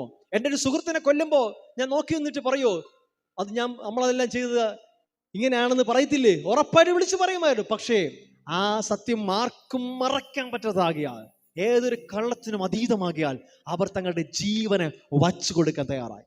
പ്രിയരെ, ആ കാലഘട്ടം എന്ന് പറയുന്നത് പ്രത്യേകിച്ച് AD 60 കാലഘട്ടങ്ങൾ നീറോ ചക്രവർത്തിയുടെ കാലഘട്ടമാണ്. നമ്മളാരും ചിന്തിക്കുന്ന പോലെ ആയിരുന്നില്ല അന്ന്. നീറോ എന്ന് പറയുന്നത് വളരെ ദുഷ്ടനായ, ലോകം കണ്ടു വെച്ച് ഏറ്റവും ദുഷ്ടത്തരം ചെയ്ത ഒരു ചക്രവർത്തിയാണ്. ചരിത്രരേഖകളിൽ വ്യക്തമായി രേഖപ്പെടുത്തിയിട്ടുണ്ട്. ഇതൊന്നും ചുമ്മാ പറയുന്നതല്ല. അദ്ദേഹം അന്ന് ചെയ്തൊരു കാര്യം എന്ന് വെച്ചാൽ, യേശുവിനെ വിശ്വസിക്കുന്ന ഓരോ വ്യക്തികളെയും സിംഹങ്ങളുടെയും പട്ടികളുടെയും കൂടുകളിലേക്ക് ഇട്ടുകൊടുക്കുക, പച്ചയ്ക്ക് തിന്നുവാൻ, എന്നിട്ട് കൈയടിച്ചിരിക്കുമായിരുന്നു. മാത്രമല്ല അദ്ദേഹം ക്രൂശുകൾ തറച്ച് കൊല്ലുമായിരുന്നു. അതിലേക്ക് ഏറ്റവും ദുഷ്ടത്തരം എന്ന് പറയുന്നത്, അദ്ദേഹത്തിന്റെ പ്രൈവറ്റ് ഗാർഡനിൽ വൈകുന്നേരങ്ങളിൽ അദ്ദേഹം ചെയ്യുന്ന ഒരു കാര്യമുണ്ട്, പാർട്ടി നടത്തും. ഈ പാർട്ടിയുടെ ചുറ്റും വലിയ വലിയ പോസ്റ്റുകളുണ്ട്. ഈ പോസ്റ്റുകളിൽ വിശ്വാസികളെ കൊണ്ട് കെട്ടിവെക്കും, മുകളിൽ നിന്ന് എണ്ണ ഒഴിക്കും, എന്നിട്ട് ലൈറ്റുകൾക്ക് പകരം കത്തിച്ച് നിർത്തും, ജീവനോടെ കത്തിക്കും. അവിടെ ആ പോസ്റ്റിൽ നിന്ന് കത്തി വീഴും കംപ്ലീറ്റ് ആയിട്ട്. മെഴുകുതിരി കത്തിക്കുന്ന പോലെ തലയുടെ മുകളിലാണ് കത്തിക്കുന്നത്. എണ്ണ ഒഴിച്ചു കൊടുക്കും. ഇവിടെ നിന്ന് കത്തി കത്തി തീരണം. താഴേന്ന് പോലും അല്ല, ഇവിടെ നിന്ന് കത്തിക്കുമായിരുന്നു. നിങ്ങൾ നോക്കിയാൽ ചരിത്ര രേഖകൾ എഴുതപ്പെട്ടുള്ളതാണ്. നീറോ സീസർ ഏത് കള്ളത്തിന് വേണ്ടി ആര് നിന്നു കൊടുക്കും ഇങ്ങനെ മരിക്കാനായിട്ട്? അവർ ഈ മരണത്തിന് തയ്യാറായെങ്കിൽ അവരുടെ അകത്തൊരു കാര്യം ഉറപ്പുണ്ടായിരുന്നു, എൻ്റെ യേശു ജീവിക്കുന്നു. സ്തേഫാനോസ് വിളിച്ചു പറഞ്ഞു, സ്വർഗം തുറന്നിരിക്കുന്നതും ദൈവത്തിന്റെ വലതുഭാഗത്ത് മനുഷ്യൻ നിൽക്കുന്നത് ഞാൻ കാണുന്നു. നിങ്ങൾ എന്നെ എറിഞ്ഞോ എറിഞ്ഞോ എറിഞ്ഞോ. ചിരിച്ചുകൊണ്ട് ആ മനുഷ്യൻ നിന്നു കൊടുത്തു. അവനെ കണ്ടവർ അവന്റെ മുഖം ദൈവ ദൂതന്റെ മുഖത്തെ പോലെ കണ്ടു. ആ മനുഷ്യൻ എന്നിട്ട് വിളിച്ചു പറഞ്ഞു, കർത്താവേ, ഇവർ ചെയ്യുന്നെന്ന് ഇവർ അറിയുന്നില്ല, ഇവരോട് ക്ഷമിക്കണമേ. ആ മനുഷ്യൻ ജീവനെ കൊടുത്തു. സന്തോഷത്തോടെ കർത്താവിന്റെ അടുക്കിലേക്ക് പോയി. ഏതെങ്കിലും ഒരു കള്ളത്തിന് വേണ്ടി ആരെങ്കിലും നിൽക്കുവോ? നീറോ സീസറിന്റെ ദുഷ്ടത്തരം അത്ര വലുതായിരുന്നു പ്രിയരെ. റോഡ് സൈഡിലുള്ള ലാമ്പ് പോസ്റ്റുകൾ, നമ്മളിന്ന് കാണുന്ന ഈ പോസ്റ്റുകളിൽ ലൈറ്റ് തെളിയിക്കുന്നതിന് പകരം വിശ്വാസികളെ കെട്ടിവെച്ച് കത്തിക്കുമായിരുന്നു. പച്ചയ്ക്ക് തൊലി ഉരിക്കുമായിരുന്നു, തൊലി ഉരിച്ചെടുക്കുമായിരുന്നു. പുറത്തുള്ള തൊലികൾ. നമുക്കൊരു വിരലിന്റെ അറ്റത്തൊരു മുറിവ് വന്നാൽ നമ്മൾ എങ്ങനെ വിളിക്കുക? എനിക്ക് ചിന്തിക്കാൻ പറ്റുന്നില്ല പ്രിയരെ. തൊലി ഉരിച്ച് ജീവനോടെ ഉരിച്ചിട്ട് അതിന്റെ പുറത്ത് പല എരിവുള്ള സാധനങ്ങൾ തേച്ചു വിടുമായിരുന്നു. ചില ആൾക്കാരെ തലകീഴായി ഇങ്ങനെ വൈ മോഡൽ കെട്ടിയിട്ട് വാള് വെച്ച് അറക്കുമായിരുന്നു, കുറുകെ കീറിയെടുക്കുമായിരുന്നു. ഇങ്ങനെയൊക്കെ ഇത്രയധികം അമർച്ച ചെയ്തിട്ടും എന്തുകൊണ്ട് കർത്താവിൻ്റെ ശിഷ്യന്മാർ എന്ന അനുയായികളായിരുന്ന വ്യക്തികൾ ഇന്നും ലോകത്തിൽ സ്പ്രെഡായിരിക്കുന്ന ഒറ്റ കാര്യമുള്ളൂ, ഹീ ഈസ് അലൈവ്, അവനെന്നും ജീവിക്കുന്നു. മറ്റൊന്നുമല്ല. അല്ലാതെ ഇന്നത്തെ രാഷ്ട്രീയക്കാർ പറയുന്ന പോലെ 2 കിലോ അരിക്ക് വേണ്ടിയോ എന്തെങ്കിലും കിട്ടുമെന്ന് പ്രതീക്ഷിച്ചോ ആരും യേശുവിന്റെ പുറകെ ഇറങ്ങി തിരിച്ചതല്ല. അവർക്കൊരു ബോധ്യമുണ്ട്, ഇന്ന് ഇവിടെ മരിച്ചാൽ ഞാൻ അവിടെ അവനോട് കൂടെ അടുത്ത നിമിഷം ജീവിക്കുമെന്നുള്ള ബോധ്യം അവർക്കുള്ളതുകൊണ്ട്, ആ യേശു ജീവിക്കുന്നു ഉറപ്പുള്ളത് കൊണ്ടാണ് അവർ ഇറങ്ങി തിരിച്ചത്. മിഷണറിമാർ ലോകത്തിന്റെ പല ഭാഗങ്ങളിൽ യാത്ര ചെയ്തു. സ്വന്തം കുടുംബത്തെയും ഭവനത്തെയും വിട്ടിട്ട് അവർ ഓടി ഓടി നടന്നു. എന്തുകൊണ്ട്? ഏത് സ്നേഹമാണ് അവരെ അങ്ങനെ നടത്തിച്ചത്? ക്രിസ്തുവിന്റെ സ്നേഹം. പൗലോസ് പറഞ്ഞ പോലെ ക്രിസ്തുവിന്റെ സ്നേഹം എന്നെ നിർബന്ധിക്കുന്നു. ഹല്ലേലൂയ. ഏതെങ്കിലും ഒരു കള്ളത്തിന് വേണ്ടി ഇറങ്ങിയതല്ല. 10 പേരെ മതം മാറ്റാൻ വേണ്ടി ഇറങ്ങിയതല്ല. യേശു ഒരു മതവും സ്ഥാപിച്ചിട്ടുമില്ല. അവൻ ജീവിക്കുന്ന ദൈവമാണ്. അവൻ ഈ ലോകത്തിന്റെ സ്നേഹം എന്താണെന്ന് വരച്ച് കാട്ടിക്കൊടുത്തു. ദൈവം എന്താണെന്ന് കാട്ടിക്കൊടുത്തു. അവനെ പോലെ പെർഫെക്റ്റ് വേറെ ആരുമില്ല. ചിലരൊക്കെ പറയും എല്ലാം ഒന്നാണ്, എല്ലാം ഒന്ന് തന്നെയാണ്, അതും ഇതും ഒക്കെ ശരിയാ. എൻ്റെ ചോദ്യം ഇത്രേ ഉള്ളൂ, എല്ലാം ഒന്നാക്കാൻ പറ്റത്തില്ല. കാരണം യേശുവെ പോലെ വേറെ ആരുമില്ല. യേശുവെ പോലെ വേറൊരു ഫിഗർ ഇല്ല. ഹിസ്റ്റോറിക്കലി പ്രൂവൻ ആയിട്ടൊരു ഫിഗർ ഇല്ല. നാളും പേരും ഊരും അറിയാത്തവനല്ല എൻ്റെ യേശു. അവനെ കുറിച്ചുള്ള ഓരോ ഡീറ്റെയിൽസും കീറി മുറിച്ച് പരിശോധിച്ചിട്ടും ആർക്കും ഒന്നും ഇതുവരെ തെറ്റെന്ന് തെളിയിക്കാൻ പറ്റിയിട്ടില്ല. അവൻ ഇന്നും അവന്റെ ശത്രുക്കളാൽ പോലും എഴുതപ്പെട്ട് പറഞ്ഞു, ഇവനിൽ കുറ്റം ഒന്നും ഞാൻ കാണുന്നില്ല. പൗലോസ് ശക്തിയോടെ പറയുകയാണ്, ഈ യേശുവിനെ ഞാൻ പ്രസംഗിക്കുകയാണ്. ഓരോ ശിഷ്യന്മാരും വിളിച്ചു പറഞ്ഞു, ഈ ക്രൂശിക്കപ്പെട്ട യേശുവിനെ ഞാൻ പ്രസംഗിക്കുകയാണ്. ഹല്ലേലൂയ. തൻ്റെ അടുത്തുള്ളവർ പറഞ്ഞു, കാരണം അവർക്കറിയാം ഈ യേശു ജീവിക്കുന്നു. ഈ ഭൂമിയിൽ 33 വർഷം നമ്മളെപ്പോലെ നടന്ന് ജീവിച്ചവനാണ് എൻ്റെ യേശു. അതൊരു കഥയല്ല പ്രിയരെ. അവൻ നടന്ന സ്ഥലങ്ങൾ ഇന്നും കാണാൻ കഴിയും. ഹല്ലേലൂയ. ഏതോ ഒരു കഥ വിശ്വസിക്കുകയല്ല നമ്മൾ ഏതെങ്കിലും കഥ വിശ്വസിക്കുന്ന മണ്ടന്മാരല്ല നമ്മൾ. വെറുതെ മുഷ്ടിയുദ്ധം ചെയ്യുന്നവരല്ല നമ്മൾ. പ്രൂവനായിട്ടുള്ള ഫാക്ട്സ് ഉള്ള അടിസ്ഥാനമുള്ള ഒരു പുസ്തകമാണ് നമ്മളെ നിയന്ത്രിച്ചുകൊണ്ടിരിക്കുന്നത്, നമ്മളെ ഗൈഡ് ചെയ്തുകൊണ്ടിരിക്കുന്നത്. ഇത് പരിശുദ്ധാത്മാവിനാൽ എഴുതപ്പെട്ടതാണ്. അതുകൊണ്ടാണ് ഇതിനു വേണ്ടി എത്രയോ പേർ ജീവനെ കൊടുത്തു. ഇന്ന് നമുക്കറിയാം ഇറാൻ എന്ന് പറയുന്ന മുസ്ലിം രാഷ്ട്രമാണ്. അവിടെ മതം മാറ്റം എന്ന് പറയുന്നത്, പ്രത്യേകിച്ച് ക്രിസ്ത്യാനിറ്റിയിലേക്ക് മതം മാറുക എന്ന് വെച്ചാൽ പണിഷബിൾ ഒഫൻസ് ആണ്, കുറ്റമാണ്, ശിക്ഷ അർഹിക്കുന്ന കുറ്റമാണ്. പക്ഷെ നിങ്ങൾക്കറിയാവോ, ഈ കഴിഞ്ഞ 2020 ശേഷം ലാസ്റ്റ് 5 വർഷം കൊണ്ട് റെക്കോർഡിക്കലി പ്രൂവനായിട്ടുള്ള 1 മില്യണിലധികം ആളുകൾ യേശുവിലേക്ക് വന്നു കഴിഞ്ഞു. 1 മില്യണിലധികം. നിങ്ങൾ നിങ്ങൾ സെർച്ച് നോക്ക്. ഇറാനിൽ ഇപ്പോൾ നടക്കുന്നതാണെന്ന് നിങ്ങൾ ഗൂഗിളിൽ സെർച്ച് ചെയ്യും. 1 മില്യൺ, ഓവർ 1 മില്യൺ വ്യക്തികളാണ് കഴിഞ്ഞ 5 വർഷത്തിനിടയിൽ കർത്താവിലേക്ക് വന്നത്. അതിൽ പലതും ഗോസ്പൽ മീറ്റിംഗ് ഉണ്ടല്ല, കർത്താവ് വിഷൻസിലൂടെ, ഡ്രീംസിലൂടെ വ്യക്തികൾക്ക് വ്യക്തമായി ഇടപെട്ടിട്ട് അവർ സ്വപ്നങ്ങളിൽ കർത്താവിനെ കണ്ട് കർത്താവിലേക്ക് വന്നത്. പലരും മുസ്ലിംസ് ആണ്, മോസ്റ്റ് ഓഫ് ദം മുസ്ലിംസ്. അവർ യേശുവിനെ ലിറ്ററലി അനുഭവിച്ചുകൊണ്ട് അവർ ക്രിസ്തുവിലേക്ക് വന്നുകൊണ്ടിരിക്കുകയാണ്. റിപ്പോർട്ട്സ് വന്നുകൊണ്ടിരിക്കുകയാണ്. അവിടെ നടക്കുന്ന അത്ഭുതം എന്ന് പറയുന്ന പ്രിയരെ പാസ്റ്റേഴ്സുകളുടെ അല്ല, സാധാരണ വിശ്വാസികളുടെ ഭയങ്കരമായ അത്ഭുതം നടക്കുന്നു. ഇന്ന് പരസ്യമായുള്ള സഭകളല്ല, ഭവനങ്ങളിൽ കൂടി അണ്ടർഗ്രൗണ്ടുകളിൽ അവർ പലയിടത്തും ആളുകളെ പിടിക്കുന്നുണ്ട്, ഒത്തിരി പേരെ കൊല്ലുന്നുണ്ട്, ഒത്തിരി പേരെ ഉപദ്രവിക്കുന്നുണ്ട്. ലീഡേഴ്സിനൊക്കെ ഒത്തിരി പേരെ പിടിച്ച കാരാഗ്രഹത്തിൽ അടയ്ക്കുന്നുണ്ട്. പക്ഷെ ഒരിടത്തും എവിടെയൊക്കെ ഇതിന്റെ ചരിത്രം അങ്ങനെയാണ്, എവിടെയൊക്കെ പിടിച്ചടക്കാൻ നോക്കുന്നോ, എവിടെയൊക്കെ സപ്രസ് ചെയ്യാൻ നോക്കൂ, അവിടെയൊക്കെ ഗ്രോത്ത് ഭയങ്കരമാകുന്ന ഒന്നാണ് കർത്താവിന്റെ ഈ വചനം. ഇറാൻ ഇന്ന് അതിന് സാക്ഷ്യം വഹിച്ചുകൊണ്ടിരിക്കുകയാണ്. ഒത്തിരി പേരുടെ സാക്ഷ്യങ്ങൾ നിങ്ങൾക്ക് യൂട്യൂബിൽ കാണാൻ കഴിയും. അവർ ക്രിസ്ത്യാനിറ്റിയിലേക്ക് വന്നത്, ഇത് മതത്തിലേക്ക് വരികയല്ല, ക്രിസ്തുവിലേക്ക് വന്നത്, യേശുവിലേക്ക് വന്നത്. അവർ ഡ്രീംസിലൂടെ, സ്വപ്നങ്ങളിൽ അവർക്ക് ദൈവം വെളിപ്പെടുത്തി കൊടുത്തു. പലരും ടെസ്റ്റിഫൈ ചെയ്തു. ഒരു വൈറ്റ് ഗൗൺ ധരിച്ച ഒരു മനുഷ്യൻ ഞങ്ങൾ സംസാരിച്ചിട്ട് ഇങ്ങനെ പറഞ്ഞു, വെളിച്ചത്തെ അനുഗമിക്കുക. യേശു പറഞ്ഞു, ഐ ആം ദ ലൈറ്റ്, ഞാൻ വെളിച്ചമാവുന്നു. ആ വെളിച്ചത്തെ അവർ പിൻപറ്റുകയാണ്. മറ്റെല്ലാ അന്ധകാരങ്ങളും മാറുകയാണ്. അവർ യേശുവിന് വേണ്ടി ജീവൻ കൊടുക്കുവാൻ പോലും തയ്യാറായി. ജോസഫസ് എന്ന് പറയുന്ന ഒരു എഴുത്തുകാരനുണ്ടായിരുന്നു, ചരിത്രകാരനാണ്. ഏകദേശം AD 37 കാലഘട്ടത്തിൽ ജനിച്ച മനുഷ്യൻ. യേശുവിൻ്റെ മരണത്തിന് തൊട്ടടുത്തുള്ള വർഷങ്ങളിൽ ജനിച്ച ഒരു മനുഷ്യനാണ് ജോസഫസ്. അയാളൊരു ക്രിസ്ത്യാനിയൊന്നും അല്ല, അയാൾ ജൂയിഷ് മനുഷ്യനാണ്, ക്രിസ്ത്യാനികൾക്കെതിരുമായിരുന്നു. ആ മനുഷ്യൻ എഴുതിയ ചരിത്രരേഖ ഇങ്ങനെ പറയുന്നു, എ മാൻ ജീസസ്, ഒരു യേശു എന്ന മനുഷ്യൻ, ഹി വാസ് എ ടീച്ചർ, ഒരു ടീച്ചറായിരുന്നു, who attracted many Jews and Greeks. അദ്ദേഹം ഒത്തിരി യഹൂദന്മാരെയും യവനന്മാരെയും, അതായത് ഗ്രീക്കുകാരെയും അട്രാക്ട് ചെയ്യുകയും, ഹി വാസ് ക്രൂസിഫൈഡ് അണ്ടർ പന്തിയോസ് പീലാത്തോസ്, പീലാത്തോസ് എന്ന് പറയുന്ന മനുഷ്യന്റെ കീഴിൽ ക്രൂശിക്കപ്പെടുകയും ചെയ്തു. റിട്ടൺ എഴുത്തുകളാണ് പ്രിയരെ, ഒരു കഥയല്ല.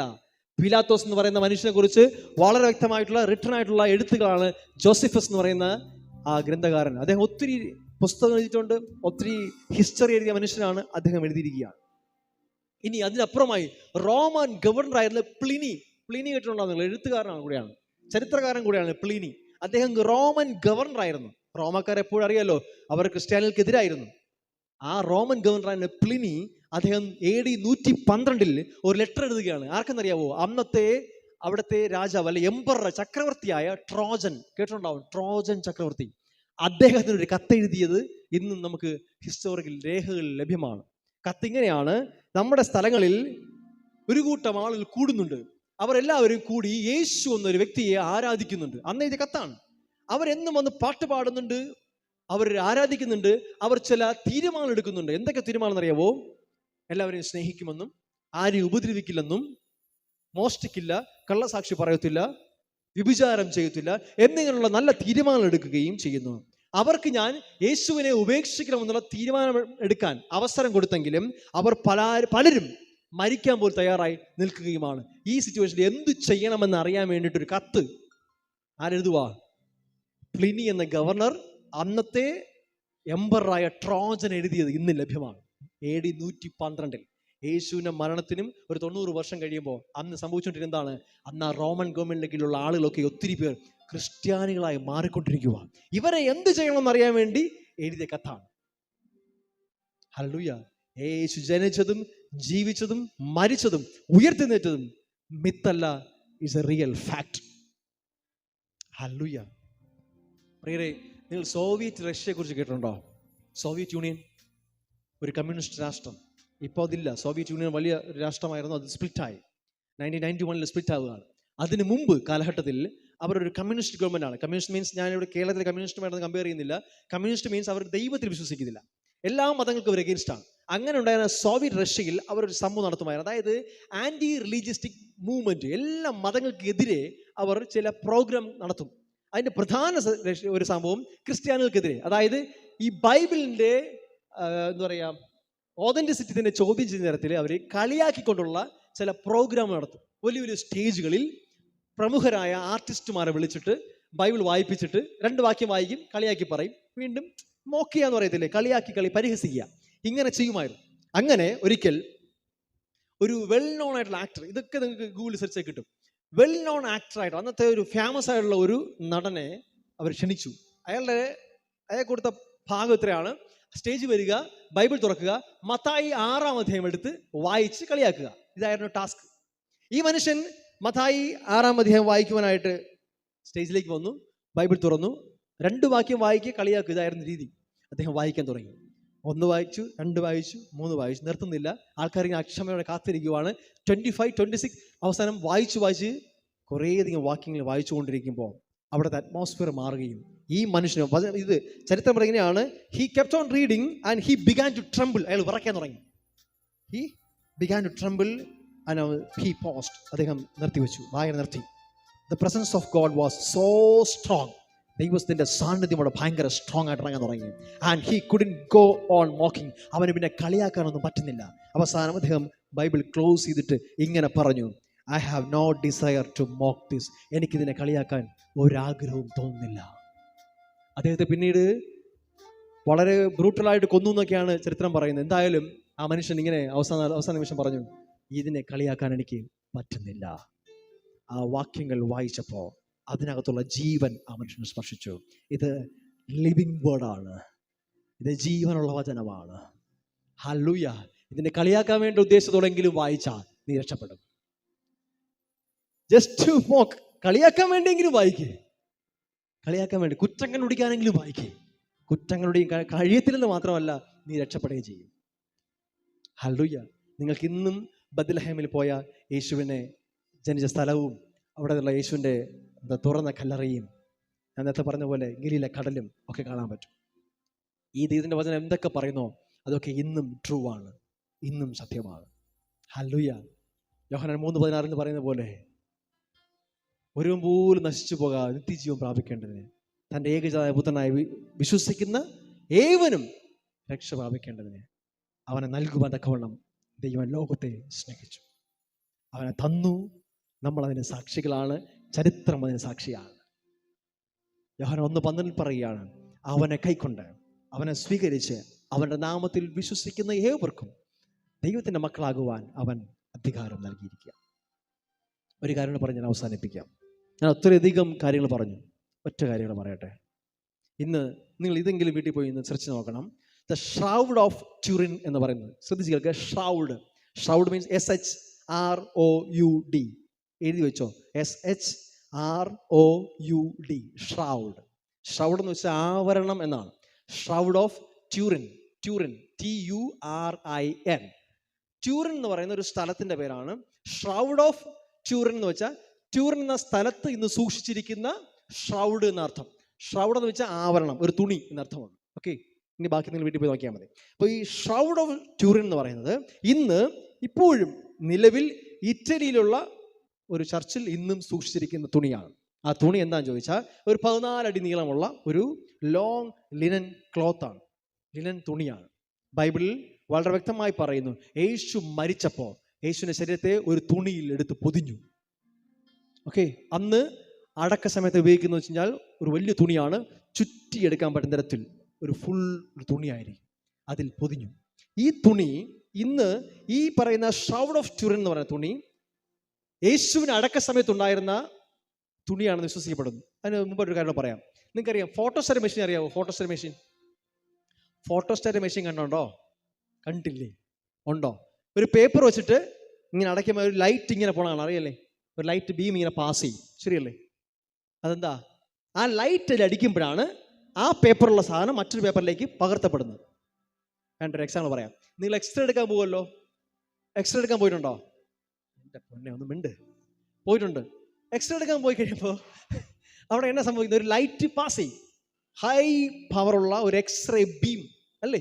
നമ്മുടെ അകത്തുള്ള എല്ലൊക്കെ വേറൊരു പിക്ചറായിട്ട് വേറൊരു സ്ഥലത്ത് കിട്ടും, ശരിയല്ലേ? ഓക്കെ, നിങ്ങൾ വീട്ടിൽ പോയി സെർച്ച് ചെയ്യണം. ഈ ഷ്രൗഡ് ഓഫ് ട്യൂറിൻ എന്ന് പറയുന്നത് ഒരു വലിയ തുണിയാണ്. ഈ തുണിയിൽ ഒരു മനുഷ്യന്റെ ഫ്രണ്ട് ഇമേജും ഉണ്ട്, ബാക്ക് ഇമേജും ഉണ്ട്. ഫ്രണ്ട് ഇമേജും ഉണ്ട്, ബാക്ക് ഇമേജും ഉണ്ട്. പക്ഷെ അത് ഒരു പെയിന്റ് വെച്ചിട്ടോ ഒന്നും ചെയ്തിട്ടല്ല, ഒരു എക്സ്റേ എടുത്തതുപോലെ അതിനകത്ത് പകർത്തപ്പെട്ടിരിക്കുന്നത് പല്ല്, എല്ലുകൾ എല്ലാം വളരെ വ്യക്തമായിട്ട് ഒരു മനുഷ്യന്റെ ഇവിടെ മുതൽ ഇവിടം വരെ ഒരു അൾട്രാ സ്കാൻ എടുത്ത് പതിച്ചു വച്ചാൽ എങ്ങനെ ഇരിക്കുമോ അങ്ങനെ ഒരു തുണിയിൽ ഫ്രണ്ട് സൈഡും ബാക്ക് സൈഡും വച്ചിരിക്കുക. ക്ലിയർ? മനസ്സിലായിക്കോളണേ. ഇനി അതിനകത്ത് ആ തുണിയുടെ പ്രത്യേകത, ഇന്ന് സയൻസ് ഇത്രയും പുരോഗമിച്ചപ്പോൾ അവർ കാർബൺ ഡേറ്റിംഗ് ഉപയോഗിച്ചും പല ടെക്നിക്സ് ഉപയോഗിച്ചും ഇതിന്റെ പഴക്കം നിർണ്ണയിക്കാൻ നോക്കി. പലതും ശ്രമിച്ചപ്പോൾ അവർക്ക് മനസ്സിലായത് യേശുവിന്റെ കാലഘട്ടത്തോളം ഇതിന് പഴക്കമുണ്ടെന്നാണ് ഈ തുണിക്ക്. ഈ തുണിയിൽ മറ്റൊരു കാര്യം കൂടെ ഉള്ളത്, ഇതിനകത്ത് ബ്ലഡിന്റെ സ്റ്റെയിൻസ് ഉണ്ട്. ബ്ലഡ് സ്റ്റെയിൻസ് ഉണ്ട്. ഏതൊക്കെയെന്നറിയാമോ? തലയുടെ ഭാഗത്ത് ബ്ലഡ് സ്റ്റെയിൻസ് ഒത്തിരി ഉണ്ട്. നമുക്കറിയാം യേശുവിന്റെ തലയിൽ മുൾക്കിരീടം അടിച്ചു വെച്ചിട്ടുണ്ടായിരുന്നു. ബ്ലഡ് സ്റ്റെയിൻസ് ഉണ്ട്. ലെഫ്റ്റ് സൈഡിലുള്ള ഈ സൈഡിൽ കുത്തേറ്റു അല്ലേ, ഈ പോർഷനിലും ആ തുണിയിൽ വലിയ ബ്ലഡിന്റെ പാടുണ്ട്. മാത്രമല്ല കൈയുടെ ഈ പോർഷനിൽ നല്ലവണ്ണം ബ്ലഡ് പാടുണ്ട്. ഈ പോർഷനിലുണ്ട്, കാലിലുണ്ട്. കൈ നമ്മൾ സാധാരണ പിക്ചറിൽ കാണുന്ന പോലെ യേശുവിൻ്റെ ഇവിടെയല്ല ആണി അടിച്ചത്, ഇവിടെയാണ്. ഇവിടെ അടിച്ചാൽ തൂങ്ങിപ്പോവും. ഇവിടെയാണ് അടിച്ചിരിക്കുന്നത്. അതേ സ്ഥലത്ത് അതിൽ ബ്ലഡ് സ്റ്റെയിൻസ് ഉണ്ട്. അതുപോലെ തന്നെ ഈ പല്ലിൻ്റെയും എല്ലുകളുടെയൊക്കെ സ്കാൻ എടുത്തതുപോലെയുള്ള പ്രിന്റ് ആ തുണിയിൽ പതിഞ്ഞിട്ടുണ്ട്. മാത്രവുമല്ല അന്നത്തെ കാലത്ത് ഇസ്രായേൽ പലസ്തീനിൽ അടക്കാൻ വേണ്ടി ഈ ഗുഹകളിലാണ് അടക്കുന്നത്. അതിനകത്തുണ്ടായിരിക്കുന്ന ലൈം സ്റ്റോൺസ് ആണ്. അതേ ലൈം സ്റ്റോൺസിന്റെ പൊടികൾ ഈ തുണിയിൽ നിന്നും ലഭ്യമായിട്ടുണ്ട്. ഇതെല്ലാം മാച്ച് ചെയ്യുന്ന എന്താണ്? യേശുവിനെ അന്ന് പൊതിയാനായി ഉപയോഗിച്ച തുണിയാണെന്നാണ്. മാത്രമല്ല എങ്ങനെയാണ് ഈ തുണിയിൽ ഈ പ്രിന്റ് വന്നതെന്ന് ഇന്നും സയൻസിന് തെളിയിക്കാൻ പറ്റിയില്ല. പക്ഷെ ഞാൻ പറയുന്നത് ഇങ്ങനെ മനസ്സിലാക്കി തരാം. എങ്ങനെയറിയാവോ? നമുക്കറിയാം ഒരു സാധനത്തിലൂടെ ഹൈ ബീം വോൾട്ടേജ് ലൈറ്റ് പോയാൽ അടുത്തിരിക്കുന്ന തുണി ആയിക്കോട്ടെ അതിലെന്ത് ചെയ്യും? ഇത് പകർത്തപ്പെടും. യേശുവിനെ ഉയർപ്പിച്ചപ്പോ ഉയരത്തിലുള്ളൊരു ശക്തി, ഉയർപ്പിന്റെ ശക്തി ലൈറ്റ് ബീം പോലെ അതിലേക്ക് പകർന്നപ്പോ അവന്റെ ശരീരത്തിലുണ്ടായ എന്തൊക്കെ ഉണ്ട് അതെല്ലാം സ്കെച്ച് ചെയ്യപ്പെട്ടു ആ തുണിയിൽ. എക്സ്റേയും കണ്ടുപിടിക്കുന്നതിന് നൂറ്റാണ്ടുകൾക്ക് മുന്നേ ഫസ്റ്റ് എക്സ്റേ അവിടെ എടുക്കപ്പെട്ടു. യേശുവിന്റെ ശരീരം ആ തുണിയിലേക്ക് പകർത്തപ്പെട്ടു. ഇന്നും ആ തുണി പെർഫെക്റ്റ്ലി ഡീക്കേ ചെയ്യാതെ. എന്തുകൊണ്ട് ഡീക്കേ ചെയ്യാത്തെ? ഒരു ശരീരം പൊതിഞ്ഞു വെച്ച്, ഒരു മൃതശരീരം പൊതിഞ്ഞു വെച്ചാൽ ആ തുണി ദ്രവിച്ചു പോകും. എന്തുകൊണ്ട് ദ്രവിക്കാത്തെ? എന്റെ യേശുവിന്റെ ശരീരവും ദ്രവിച്ചിട്ടില്ല. അവന്റെ ശരീരം ദ്രവത്വം കാണാൻ അവൻ അനുവദിച്ചിട്ടില്ല. ആ ശരീരം ദ്രവത്വം കണ്ടില്ല. അതുകൊണ്ട് ആ തുണിയും ദ്രവിച്ചില്ല. ഹല്ലേലൂയ. ആ തുണിയിൽ ഇന്നും സയൻസിന് പ്രൂവ് ചെയ്യാൻ പറ്റുന്നില്ല. വേണമെന്ന് പറ്റും, പക്ഷെ അവർ സമ്മതിച്ചിരുന്നില്ല. അവർ പറയുന്നതാണ്, ഇതെങ്ങനെ വന്നു എന്ന് പിടിയില്ല. കാരണം അതിനകത്ത് അവർ എത്ര നോക്കിയിട്ടും ഒരു പിഗ്മെന്റ്സ് പെയിന്റോ എന്തെങ്കിലും സാധനം വെച്ച് അടിച്ചതായിട്ടോ ഒന്നും കണ്ടെത്താൻ പറ്റില്ല. പകരം എക്സാക്ട്ലി ഒരു ലൈറ്റ് ബീം അവർ സമ്മതിക്കുന്നുണ്ട്. ഒരു കാര്യം എന്താണ്? ഹൈ വോൾട്ടേജിലുള്ള ഒരു ലൈറ്റ് ബീം കടന്നു പോയതിന്റെ ഭാഗമായിട്ടാണ് ഇത് വന്നതെന്ന് അവർ സമ്മതിക്കുന്നു. ആ ലൈറ്റ് ബീം മറ്റൊന്നുമല്ല, the resurrection power of Christ. ക്രിസ്തുവിന്റെ ഉയർപ്പിന്റെ ശക്തി, മരിച്ച യേശുവിന്റെ ശരീരത്തെ ഉയർപ്പിക്കുവാനായി കടന്നു വന്ന അതേ ലൈറ്റ് ബീം. ഹല്ലേലൂയ. ആ ലൈറ്റ് ബീമാണ് ആ തുണികളിൽ ആ പ്രിന്റ് ഉണ്ടാക്കിയത്. ആർക്കും ഡിനേ ചെയ്യാൻ കഴിയാതിരിക്കേണ്ടതിന് എൻ്റെ കർത്താവ് ശേഷിപ്പിച്ചതാണ്. ഞാൻ ഈ ഭൂമിയിൽ വന്നതിൻ്റെ തെളിവായി അതവിടെ ശേഷിപ്പിച്ചു. ഹല്ലേലൂയ. ആ ബ്ലഡ് സ്റ്റെയിൻസ് അവർ നോക്കി. ആ രക്തക്കറകൾ വളരെ വ്യക്തമായി വിളിച്ചു പറഞ്ഞു. അവൻ്റെ ശരീരം എവിടെയൊക്കെ മുറിവുണ്ടായോ അവിടെ നോക്കിയും ആ രക്തം പൊടിഞ്ഞിട്ടുണ്ടായിരുന്നു. അതൊക്കെയും ആ തുണിയിൽ ഇന്നും അതുപോലെ ഇരിപ്പുണ്ട്. ഇത്രയും വർഷം പഴക്കമുള്ള തുണിയാണെന്ന് സയൻസ് പോലും പ്രൂവ് ചെയ്തു. ഇതിനപ്പുറം തെളിവ് എന്ത് വേണം? എൻ്റെ യേശു ഈ ഭൂമിയിൽ ജീവിച്ചിരുന്നു എന്നും അവൻ ഉയർത്തെഴുന്നേറ്റ് ഇന്നും ജീവിക്കുന്നു എന്നും തെളിവെന്ത് വേണം? ഞാൻ ഇതുവരെ പറഞ്ഞ ചരിത്രമാണ്. യേശു ജീവിച്ചിരുന്നു എന്നുള്ളതാണ്. പക്ഷെ ഇന്നും ജീവിച്ചിരിക്കുന്ന തെളിവാണ് നമ്മൾ ഓരോരുത്തരും. നമ്മുടെ ഈ കൂട്ടായ്മ നടക്കുന്ന അത്ഭുതങ്ങൾ, അടയാളങ്ങൾ അവൻ പറഞ്ഞ വാക്ക് ഒന്നുകൂടി ഓർമ്മിപ്പിക്കുന്നു. മത്തായി 18:20, 2-3 പേർ എൻ്റെ നാമത്തിൽ എവിടെ കൂടിയാലും ആ എവരുടെ മധ്യത്തിൽ ഞാനുണ്ട്. ഒരിക്കലും ഉണ്ടായിരുന്നതല്ല, അവൻ ഇന്നുമുണ്ട്. ഇതുപോലെ പറയാൻ വേറെ ആർക്കും കഴിയത്തില്ല. ഹല്ലേലൂയ. അവൻ ഇന്നും ജീവിക്കുന്നു. അവനും നമ്മുടെ മധ്യമുണ്ട്. ഹല്ലേലൂയ. അന്ന് ബത്ലഹേമിൽ ഉണ്ടായിരുന്നെങ്കിൽ, അന്ന് യെരൂശലേമിൽ ഉണ്ടായിരുന്നെങ്കിൽ, കഫർനഹൂമിൽ ഉണ്ടായിരുന്നെങ്കിൽ, ഇന്ന് അവൻ ലോകത്തിൽ എല്ലായിടത്തുമുണ്ട്. വിശ്വസിക്കുന്ന ഉള്ളിൽ അവൻ ഇന്നും ജീവിക്കുന്നു. പരിശുദ്ധാത്മാവിനാൽ അവൻ ഇന്നും ജീവിക്കുന്നു. Hallelujah. It's very very proven details. ഇത്രയും തെളിയിക്കപ്പെട്ട വസ്തുതകൾ ഇതൊന്നുമല്ല. ഞാൻ കഴിയുമെങ്കിൽ വരുന്ന ആഴ്ചകളിൽ ഞാൻ വിശ്വസിക്കുന്നു കുറച്ചുകൂടി സയന്റിഫിക് എവിഡൻസ് വെച്ച് നിങ്ങളോട് സംസാരിക്കാൻ ആഗ്രഹിക്കുവാണ്. ഇതൊന്നും നിങ്ങളോട് പ്രൂവ് ചെയ്യിക്കാൻ എനിക്കറിയാം. നിങ്ങൾ കാഴ്ചയാലല്ല, നിങ്ങൾ വിശ്വാസത്താൽ. പക്ഷേ ഇത് തെറ്റെന്ന് പറയുന്നവരോടാണ് ഞാൻ ഈ മെസ്സേജ് പറയുന്നത്. ഇനി ക്രിസ്ത്യാനി ആയിട്ടെന്ന് പറയും ചിലർ പറയാറുണ്ട്, ഇതൊക്കെ വെറും ഉള്ളി തൊലിക്കും പോലെയാണ്, തൊലിച്ചു പോകുമ്പോൾ ഒന്നും കാണില്ല. തൊലിക്കേണ്ടത് തൊലിച്ച എല്ലാം കാണാൻ പറ്റും. ഇതിനകത്ത് വളരെ വ്യക്തമാണ്, എൻ്റെ യേശു ഇന്നും ജീവിക്കുന്നു. ഏതെങ്കിലും ഒരു മിത്തിക്കൽ കഥാപാത്രം പറഞ്ഞ പോലെ പണ്ടിവിടെ ഉണ്ടായിരുന്നു, അവിടെ ഉണ്ടായിരുന്നു എന്നല്ല. എൻ്റെ യേശു ജനിച്ച സ്ഥലവും മരിച്ച സ്ഥലവും ഉയർത്തെന്നിട്ടും ജീവിക്കുന്നുള്ളതിനും നമ്മൾ സാക്ഷികളാണ്. നമ്മുടെ മതി. ഇനി ആർക്കെങ്കിലും സംശയം ഉണ്ടെങ്കിൽ ഞാൻ പറയാം, കം ടു അവർ മീറ്റിംഗ്, നമ്മുടെ കൂട്ടായ്മയിലേക്ക് കടന്നു വാ. ഇതിനകത്ത് എൻ്റെ യേശു ഇന്നും ജീവിക്കുന്ന അവൻ തെളിയിച്ചുകൊണ്ടിരിക്കുവാണ്.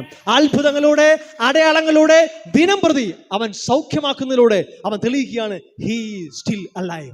ഇന്നും ജീവിക്കാത്ത, ഇന്നും ജീവനില്ലാത്ത ദൈവത്തിന് അത്ഭുതങ്ങൾ ചെയ്യാൻ കഴിയത്തില്ല. അതൊരു ചെറിയ അത്ഭുതമായാലും അത് തെളിവാണ് അവനെന്നും ജീവിക്കുന്നു എന്നുള്ളത്. നിങ്ങൾ കയ്യിരിക്കുന്ന ഈ ബൈബിൾ വായിക്കാൻ മടിക്കണ്ട. ഇത് വെറും ഒരു പുസ്തകമല്ല. നൂറ്റാണ്ടുകളായി നിന്റെ കയ്യിലെത്തിയ പുസ്തകത്തിന് ഒരു മാറ്റമില്ല. ആദിമസഭ വായിച്ചെന്താണോ അത് തന്നെയാണ് നീയും വായിക്കുന്നത്. ഇതിനകത്ത് ഒരു ആൾട്രേഷനും വന്നിട്ടില്ല. പല ട്രാൻസ്ലേഷനിൽ ചില വ്യത്യാസം ഉണ്ടായിരിക്കും, പക്ഷെ കണ്ടന്റ് സെയിം ആണ്. അതിനെ ആർക്കും മാറ്റാൻ പറ്റത്തില്ല. ഞാൻ നേരത്തെ പറഞ്ഞില്ലേ, ഇത്രയധികം മാനുസ്ക്രിപ്റ്റ്സ്, ഇത്രയധികം കൈയെഴുത്ത് പ്രതികളുള്ള വേറെ ഒരു പുസ്തകവും ഇല്ല. ഇത്രയധികം ചലഞ്ച് നേരിട്ടിട്ടുള്ള വേറെ പുസ്തകമില്ല. പക്ഷെ ഇന്നും മാറ്റമില്ലാതെ പല പല ഭാഷകളിലേക്ക് മാറ്റിക്കൊണ്ടിരിക്കുന്ന ഇതുപോലൊരു പുസ്തകവും വേറെ ഇല്ല. ഹല്ലേലൂയ. സോ വളരെ സന്തോഷത്തോടെ കരങ്ങളിലിരിക്കുന്ന ഈ പുസ്തകത്തെ നെഞ്ചോട് ചേർത്ത് പിടിച്ച് ധൈര്യത്തോടെ പറയണം, ഇതെൻ്റെ സ്വർഗത്തിൻ്റെ കോൺസ്റ്റിറ്റ്യൂഷനാണ്. ഇത് ഞാൻ വായിക്കും. ഇത് ജീവന നൽകുന്നതാണ്. ഹല്ലേലൂയ. ഇത് ജീവദായകമാണ്. ഏതെങ്കിലും ഒരു പുസ്തകം വായിക്കുന്ന പോലല്ല. ഈ പുസ്തകത്തിൻ്റെ മാത്രം പ്രത്യേകതയാണ്, എപ്പോൾ വായിച്ചാലും റൈറ്റർ നിന്റെ കൂടെ ഉണ്ടാവും. എപ്പോൾ വായിച്ചാലും എഴുത്തുകാരൻ പ്രസന്റ് ആയിരിക്കും. നമ്മളിപ്പോൾ ഏതെങ്കിലും പിക്കാസോയുടെ ഒരു ചിത്രം കണ്ടാൽ, രാജാരവിയുടെ ചിത്രം കണ്ടാൽ നമുക്കറിയാം പണ്ടെപ്പോഴോ വരച്ചതാണ്. സംശയം ഉണ്ടെങ്കിൽ ചോദിക്കാൻ ആളില്ല. ഏതെങ്കിലും ഒരു ഹിസ്റ്ററി പുസ്തകമായിക്കോട്ടെ, ഞാൻ ഈ പറഞ്ഞ എഴുത്തുകാരായിക്കോട്ടെ, ഇവരൊക്കെ എഴുതിയിട്ട് പോയി. പക്ഷെ ഇന്നും ഇത് എഴുതപ്പെട്ട പരിശുദ്ധാത്മാവനാകയാൽ ആ പരിശുദ്ധം ഇന്നും ജീവിക്കാൻ നിനക്ക് ഏത് സംശയം ഉണ്ടെങ്കിലും ആത്മാർത്ഥമായ ഹൃദയത്തോടുകൂടെ ആഗ്രഹത്തോടെ ചോദിച്ചാൽ പരിശുദ്ധാത്മാവ് നിനക്ക് വെളിപ്പെടുത്തരും. ഒരു മടിയും വേണ്ട. ഹല്ലേലൂയ. പക്ഷേ ഹൃദയത്തിനകത്ത് അഹംഭാവം വെച്ച്, നിഗളം വെച്ചിട്ട് എനിക്കെല്ലാം അറിയാമെന്നും അല്ലെങ്കിൽ തെറ്റാണെന്ന് തെളിയിക്കാൻ വേണ്ടി നീ വായിച്ചാൽ പലപ്പോഴും നിനക്ക് ഉത്തരം കിട്ടണമെന്നില്ല. അതുകൊണ്ട് വളരെ സന്തോഷത്തോടെ വായിക്കുക, സത്യങ്ങളെ അറിയുക. ഞാൻ വിശ്വസിക്കുന്നു ഒത്തിരി സയന്റിസ്റ്റുകൾ യേശുവിൽ അറിയാൻ കാരണം അവർ ഇത് തെറ്റെന്ന് തെളിയിക്കാൻ വേണ്ടി ഇറങ്ങി തിരിച്ചതുകൊണ്ടാണ്. തെറ്റെന്ന് തെളിയിക്കാൻ വേണ്ടിയെങ്കിലും വായിക്കുക. ഒരിക്കലും നിനക്ക് തെളിയിക്കാൻ പറ്റില്ലെന്ന് മാത്രമല്ല, നീ നിത്യജീവനെ കണ്ടെത്താൻ ഇടയായി തീരും. നിത്യമായ ജീവൻ യേശുവിലാണ്. ആ യേശു ഒരു മിത്തിക്കൽ ക്യാരക്ടറല്ല. അവൻ അനാദികാലം മുതലേ ദൈവമാണ്. അവൻ നമുക്ക് വേണ്ടി ഈ ഭൂമിയിൽ വന്നു 33 വർഷം നമ്മുടെ ഇടയിൽ ജീവിച്ചു, മരിച്ചു, ഉയർത്തെഴുന്നേറ്റു. എന്നും എന്നേക്കുമായി അവൻ ജീവിക്കുന്നു. ഒരു നാൾ നമ്മെ ചേർക്കുവാൻ, തന്നിൽ പ്രത്യാശ വച്ചിരിക്കുന്നവരെ ചേർക്കുവാൻ അവൻ വീണ്ടും വരും. ഹല്ലേലൂയ. ധൈര്യത്തോടെ ആയിരിക്കുക. B encouraged. ഒന്നിലും നിന്നെ വഴിതെറ്റിക്കാൻ ഇടയാകരുത്. വിശ്വാസം നിന്നിൽ നഷ്ടപ്പെട്ടു ഇടയാകി തീരരുത്. ധാരാളമായി ഇതിനെ ഭക്ഷിക്കുക. ഇത് ജീവനെ അധികമായി നൽകും. ഹല്ലേലൂയ. ഹല്ലേലൂയ. ബൈബിളിലുള്ള എല്ലാ വ്യക്തികളും, എവ്രി ടൈം, എല്ലാ പേരുകളും എല്ലാ സ്ഥലങ്ങളും അതെല്ലാം റിയലാണ്. അതിലൊന്നും തന്നെ ഒരു മാറ്റമില്ല. ഞാൻ ആദ്യം പറഞ്ഞ പോലെ ഒരു സൃഷ്ടി ഉണ്ടെങ്കിൽ ഒരു സൃഷ്ടികർത്താവുണ്ട്. ഒരു സൃഷ്ടികർത്താവുണ്ട്. The creator God, he is our Lord Jesus Christ. Hallelujah. ആ യേശു ഇന്നും ജീവിക്കുന്നു. അവനൊരിക്കലും അവന് ആരും കൊന്നതല്ല, അവൻ തൻ്റെ ജീവനെ വച്ചു കൊടുത്തതാണ്. ഹല്ലേലൂയ. നമുക്ക് വേണ്ടി നമ്മളുള്ള സ്നേഹനിമിത്തം. ആ കഥാവ് ഞാൻ നേരത്തെ പറഞ്ഞ പോലെ നിങ്ങളെ ഇന്ന് രാത്രി വിസിറ്റ് ചെയ്യട്ടെ. നിങ്ങളുടെ ഭവനങ്ങളിൽ വന്ന് പറയട്ടെ, ഐ ആം റിയൽ, ഞാൻ ഇന്നും ജീവിക്കുന്നു. തോമാസിനെ പോലെ സംശയിച്ചാൽ ഞാൻ പറയും, നിന്നെ അവൻ തള്ളിക്കളയത്തിൽ നിന്റെ ഭവനത്തിലേക്ക് അവൻ ഇറങ്ങുമെന്ന് പറയും. മോനെ, ഐ ആം റിയൽ. നീ പൂർണ്ണഹൃദയം അന്വേഷിച്ചാൽ, എന്നെ കേൾക്കുന്ന ഏതൊരു സഹോദര സഹോദരി, നീ കഥാവിൽ വിശ്വസിക്കാത്ത ആരായിക്കോട്ടെ, ഞാൻ നിങ്ങളോട് ചലഞ്ച് ചെയ്യാം. നിങ്ങൾ യേശുവിനെ യഥാർത്ഥമായി ആഗ്രഹിച്ചാൽ, അന്വേഷിച്ചാൽ തീർച്ചയായും കണ്ടെത്തു മാത്രമല്ല, അവനുള്ള നിത്യജീവനെ നിങ്ങൾ അനുഭവിക്കാൻ ഇടയായിത്തീരും. He is so real. നിങ്ങളുടെ ഏറ്റവും അടുത്ത് അവനുണ്ട്. നിങ്ങളെ കാണുന്നുണ്ട്, നിങ്ങളെ കേൾക്കുന്നുണ്ട്. അവൻ നിങ്ങളെ സ്നേഹിക്കുന്നു.